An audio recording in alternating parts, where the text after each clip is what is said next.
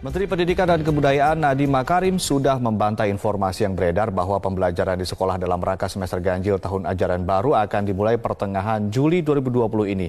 Lalu kapan kegiatan belajar mengajar di sekolah dimulai lagi secara normal? Dade Salampesi akan mengecek faktanya untuk Anda. Silakan Dade. Adi dan juga pemirsa, memang sempat tersiar informasi bahwa anak-anak kita akan kembali ke sekolah pada pertengahan Juli 2020. Namun hal itu sudah dibantah oleh pemerintah, bahkan dibantah langsung oleh Menteri Pendidikan dan Kebudayaan Nadiem Makarim pada pekan lalu. Yang artinya anak-anak belum harus kembali ke sekolah pada pertengahan Juli 2020. Hal ini juga ditegaskan kembali oleh PLT Dirjennya, pemirsa. Kita lihat informasi grafis yang pertama.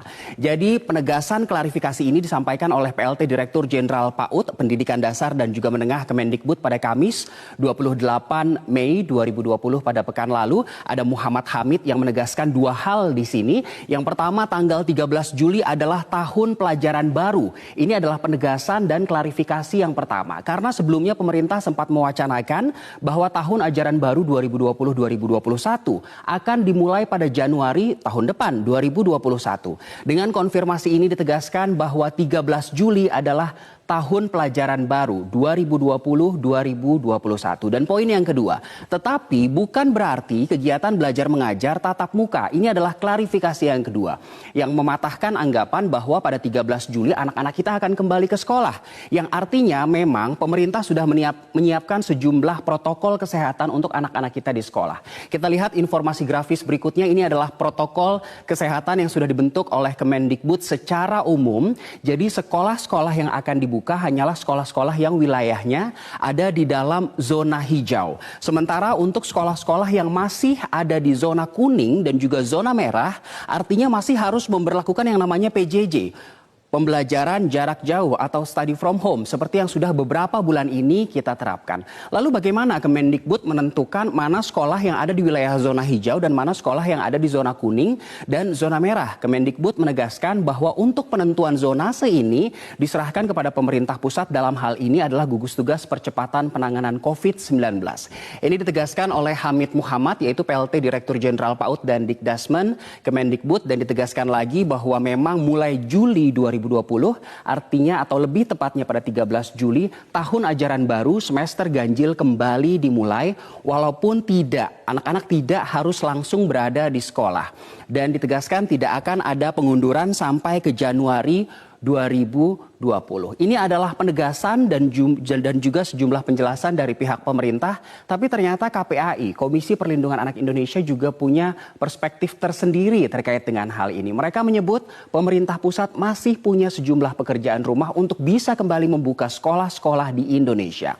Kita lihat apa pekerjaan pemerintah versi KPAI. Yang pertama, pemirsa, fakta yang cukup mencengangkan yang disebutkan oleh KPAI adalah bahwa ternyata dari 34 provinsi yang ada di Indonesia, 80% sekolah tidak siap untuk menerapkan protokol kesehatan, yang artinya hanya ada sekitar kurang lebih 18% sekolah yang siap untuk dibuka kembali dengan menerapkan protokol kesehatan ini. Aspek ini termasuk ke dalam faktor fasilitas kesehatan yang juga belum memadai dan juga belum ada kepastian yang jelas dan pasti apakah disinfektasi proses ini bisa dilakukan secara berkala. Bahkan KPAI juga menilai bahwa belum ada rancangan yang detail dari pemerintah bagaimana format masuk siswa.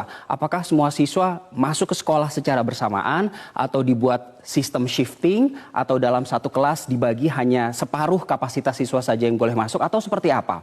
Dan juga yang tidak kalah penting menurut KPAI yang menjadi PR dari pemerintah adalah masih harus membentuk budaya baru siswa kita. Yang harus diwaspadai menurut salah satu komisioner KPAI adalah kantin atau kafetaria, karena dikhawatirkan di lokasi tersebut akan terjadi kerumunan dari anak-anak kita, sehingga perlu dibuat budaya baru dan ini memerlukan waktu agar anak-anak kita bisa paham tentang protokol kesehatan. Dan pada saat sekitar awal Maret pada saat virus corona ini mulai terkonfirmasi ada di Indonesia, memang sempat beredar berita atau informasi yang menyebutkan bahwa yang rentan terkena COVID-19 ini adalah orang tua. Sementara anak-anak ataupun remaja disebut hanya bersifat membawa virus saja. Tapi belakangan ternyata disebut juga bahwa anak-anak juga rentan terkena COVID-19. Kita lihat datanya pemirsa, karena ternyata anak-anak juga rentan dari COVID-19. Kali ini datanya saya ambil dari Ikatan Dokter Anak Indonesia atau IDAI, mereka menggunakan data pada 18 Mei 2020 yang menyebutkan bahwa ada 584 anak Indonesia yang positif COVID-19 dan 14 diantaranya meninggal dunia. Ini untuk anak-anak yang positif. Sementara untuk angka anak-anak yang PDP virus corona ini lebih besar lagi. Angkanya ada 3.000 lebih. Lebih tepatnya 3.324 anak berstatus PDP. Dan angka kematiannya lebih besar lagi, mencapai 129 anak meninggal dunia dengan status PDP-nya, pemirsa.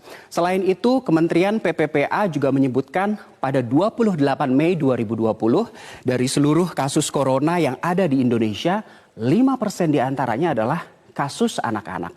Sehingga bisa dikatakan di sini anak-anak rentan terkena virus corona. Walaupun demikian memang sejumlah negara sudah membuka kembali sekolah mereka, walaupun akhirnya ditutup kembali karena COVID-19 ini kembali meningkat. Kita lihat negara mana saja yang sudah kembali membuka sekolah mereka di berbagai belahan dunia, mulai dari regional Asia Pasifik, Eropa sampai ke Amerika. Ini beberapa di antaranya. Ada Selandia Baru dan juga Australia, Korea Selatan, Tiongkok, di Timur Tengah ada Israel, Siprus, di Amerika ada Swiss, Denmark, Belanda, Prancis, dan juga Kanada. Namun beberapa negara ini juga kembali menutup sekolahnya karena ternyata setelah sekolah dibuka kembali, anak-anak kembali ke sekolah, ternyata virus corona angka kasusnya kembali meningkat, bahkan anak-anak yang ke sekolah tersebut menjadi korban. Contohnya adalah Korea Selatan dan juga Prancis. Tapi kita patut mengambil pelajaran dari mereka. Positif dan negatifnya seperti apa protokol kesehatan yang mereka berlakukan di sekolah-sekolah mereka. Kita lihat informasi grafis yang terakhir, kita ambil pelajaran dari negara Swiss yang ternyata jumlah siswa di kelasnya hanya separuh saja sebagai protokol kesehatan. Dan ini yang juga diberlakukan di sejumlah negara lain, bahkan orang tua tidak diperbolehkan mendekat ke sekolah. Sementara di Belanda dipasang disinfektan di ambang pintu kelas dan juga antar meja siswa dipasang perisai plastik sehingga tidak ada interaksi langsung antar siswa dan mencegah droplets terkena ke siswa lainnya. Sementara itu Selandia Baru dan Australia memiliki kebijakan yang hampir sama, yaitu siswa hanya perlu hadir di sekolah 1 kali atau 1 hari dalam seminggu. Sementara Israel mengeluarkan kebijakan hanya membuka kelas 1, 2, dan 3 sekolah dasar dan kelas 11 dan 12 sekolah menengah di tingkat atas, dan satu kelas hanya diisi 15 siswa. Artinya ada pembatasan jumlah siswa di dalam satu kelas. Kita lihat negara lainnya, negara di Asia yaitu Tiongkok dan juga Korea Selatan yang kebijakannya tidak berbeda jauh dengan negara-negara yang ada, pada dasarnya membatasi jumlah siswa yang ada di kelas. Namun di sini Tiongkok dan Korea Selatan menegaskan dengan harus ada pengecekan suhu tubuh sebelum masuk ke lingkungan sekolah, dan Tiongkok memperluas sosialisasi masif di lingkungan sekolah dengan menempelkan berbagai poster bagaimana caranya mencegah virus corona. Ada juga kaca pembatas antar meja seperti tadi di kantin karena dikhawatirkan kantin ini ramai kerumunan siswa. Dan lagi-lagi Korea Selatan juga membatasi jumlah siswanya di dalam satu kelas. Itu tadi fact check untuk hari ini terkait dengan rencana pembukaan sekolah yang dilakukan oleh pemerintah. Kita patut belajar dari negara-negara ini sudah membuka sekolahnya, namun ternyata beberapa di antaranya harus ditutup lagi karena kasus corona yang kembali meningkat. Saya kembalikan ke Ade Mulia. Baik, terima kasih Dade Salam Pesi atas fact check.